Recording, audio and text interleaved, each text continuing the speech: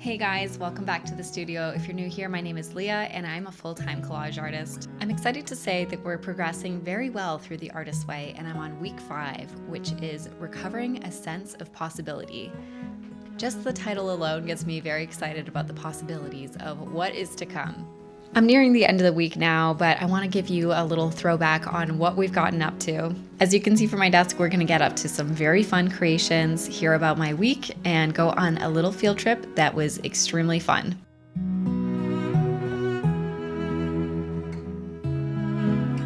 Usually for the Artist Way, I've been very good at recording before I start, but this is actually nearing the end of the week, and that's because I was doing an intensive course this week.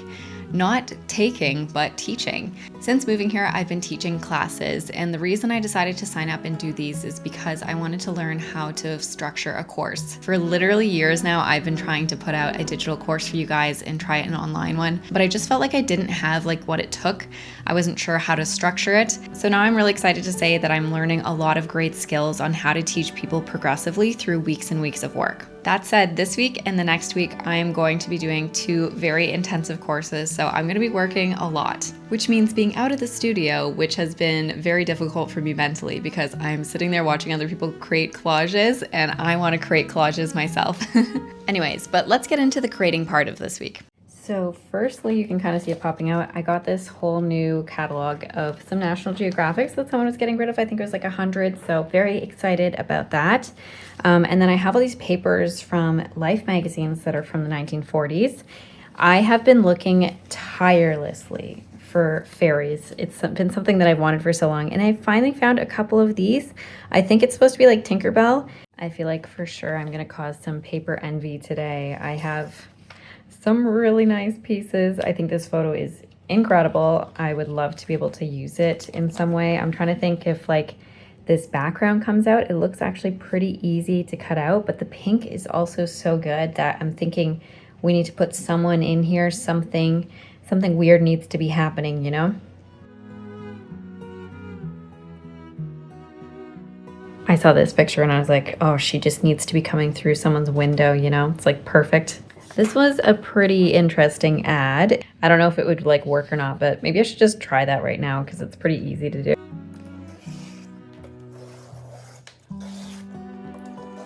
I feel like now that I'm seeing it together, I think it's funny, but it's not a good collage, which is what I assumed, but I wish that it was just a little bit bigger, but maybe I can look for something. I think that I can definitely cut it out. Ooh, yeah, I found this amazing pair of photos. These are some art collectors, I believe, and it's supposed to be about their art collection. Edward G. Robinson and Harpo Marx, I guess, but I really like these photos. I think that they could make a great pair. You have, again, this where you could have something coming out, maybe trying to play it, and this one I feel the same way, something needs to be coming out of it, for example. And then, yeah, I found this pasta, which I just could picture. And as soon as I saw it, I love that I saw this, but I was just picturing little rock climbers in the pasta. So I'm actually going to look through National Geographics to find that.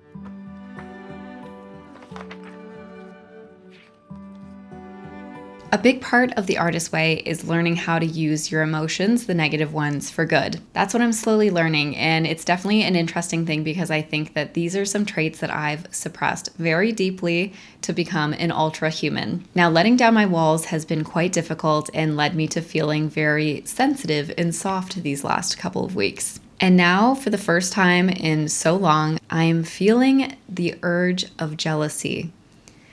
Being on social media is so loud for me now. I see things and I'm jealous. I'm jealous of the papers that people are finding. I'm jealous of the opportunities people are having. And that's where I think the media deprivation from last week kind of comes in. It's great to be away from that when you're feeling kind of like this. I think going from no media at all to all back to normal is just too much too quickly. So now I'm trying to think of how I can limit myself to an amount that feels healthy and right, where I feel connected to the world without feeling these negative kind of traits that I'm trying to avoid. Before the media fast, I definitely didn't feel this way ever. I didn't feel like there was tons of voices coming at me or like I was overwhelmed, and now I really feel that way. So I'm trying to figure out how that works for me now. I do think it will go back to normal fairly soon, but in the meantime, while I'm waiting for that, I need to find ways to mother myself, as I talked about in week 3. I'm not gonna lie, my journal has been very interesting this week to me, and I wanted to share some of those thoughts that I'm having with you. I feel as though I am going back to my human functionalities that I'd once suppressed. Jealousy, fear, hurt. I now go on social media and see a collage I love and feel envy. I get a not so nice comment and I feel their anger thrown directly at me. I can feel how much fear I have around my videos and art not being good enough. It's not cutting it for the type of artist I want to be in the future. Not only that, but I can see way more of my dreams very clearly now and clearly seeing the giant gap between where I am and where I want to be. It's never been so far away. Now that I am investing time in my practice and fully emerging, I seem to think I'll grow a lot faster. But it's a steady pace and I must be more patient and graceful with myself in this time. It's the only way to get there. One of my friends said that jealousy is what directs her life. If she ever feels jealousy, she knows that that's a direction that she needs to take her life.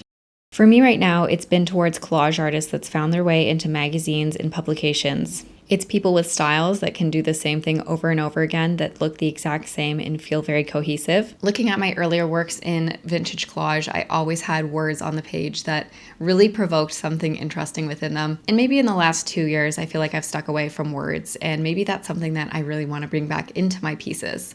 I want to work bigger because bigger pieces means I can get into bigger galleries, for example, have bigger sales. I do think in the art world, the bigger the better does really matter, especially when you're putting on a big show. You need to have some sort of showstopper, but I definitely want to have an entire body of work that kind of has the same feel as that.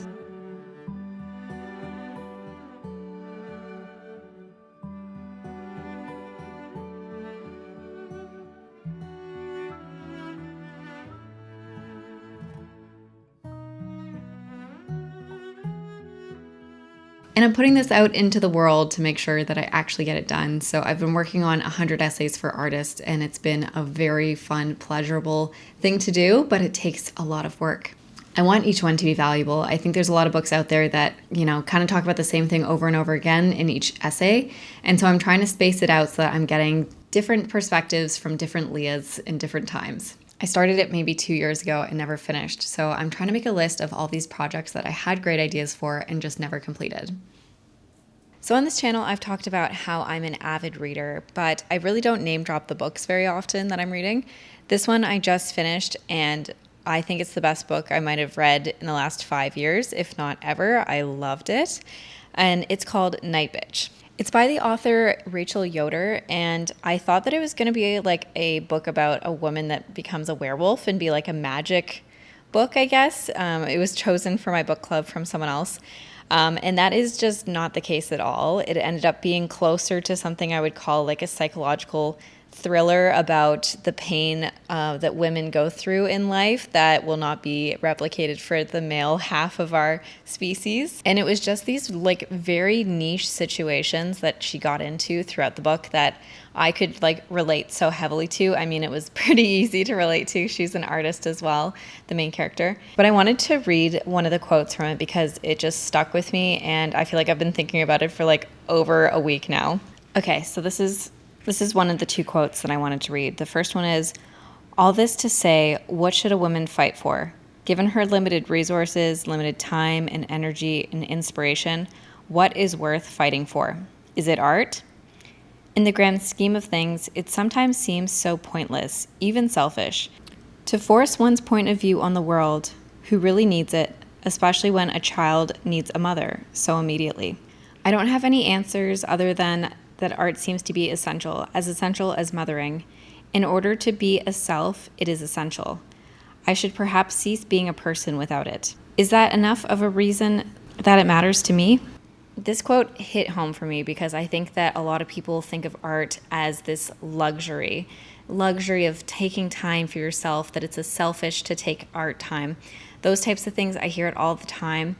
Even people taking classes, it's like, oh, I indulged. Ooh, it's a me time, And I think for something like this, like art should never be like that, but it's something that we've taught people in our society that art is something that is an add-on versus part of life. Even for me becoming a full-time artist, I think it was very difficult for a lot of people to understand, especially at my old work, that I could sustain myself on an artist's income. How could I possibly make money off of it if I didn't have a larger employer, for example? This is a narrative that I think the majority of our population has, and it needs to switch. This idea of retiring and finally starting your art, for example, a very common story I hear. Why does it have to be after, not during? People sign their kids up for classes in the summers, for example, but they don't sign themselves up for things like these because maybe they see them as selfish. And this is something that we talked about, I think in week 4, was that if you take time for your art and you kind of resist the urge to help people all the time, people might take it as you being selfish versus at what it actually is, which is taking time for yourself.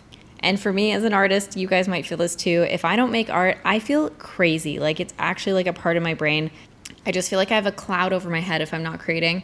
I can't think straight. It's like a way of expressing myself and getting my feelings out. And I think that that's very common for artists to feel that way. Especially if you look at my art, it's very political.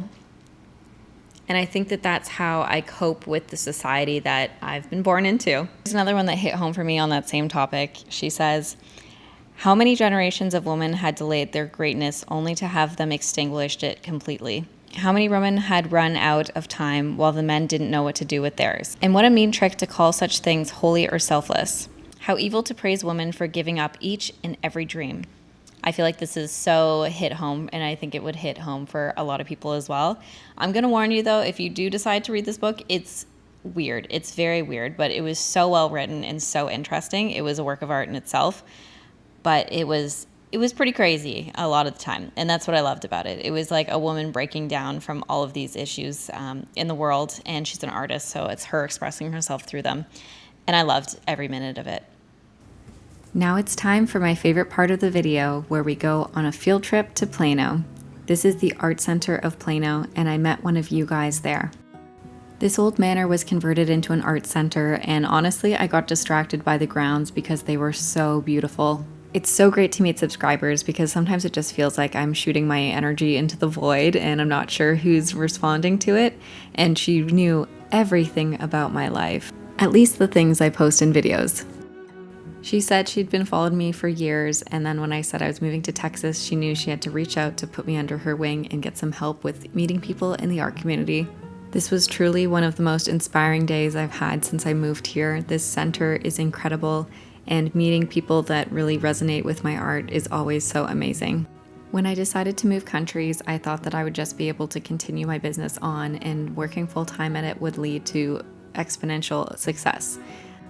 By taking this leap, I've actually taken a bunch of steps back, and that's okay, but it's something that I'm just coming to terms with now. This is a reminder to myself, and maybe to you as well, that growth is never linear and that it's okay to be taking a couple steps back every once in a while. So this process is supposed to be ebbs and flows, ups and downs, and as you've personally seen now, this week was definitely one of those down weeks, but it ended on a great note, and I'm really excited to continue this journey. This week of possibility reminded me of some larger projects that I definitely want to finish, so I hope you can keep me accountable for releasing a course and also my book. As always, thank you so much for watching. I hope you guys can go check out my website. It's flanzella.com if you'd like to purchase an artwork from me. At this point, we're going to be halfway through The Artist's Way, which is very exciting. It's a very long process, but I'm loving it. So I hope you continue on this journey with me, and I'll see you soon.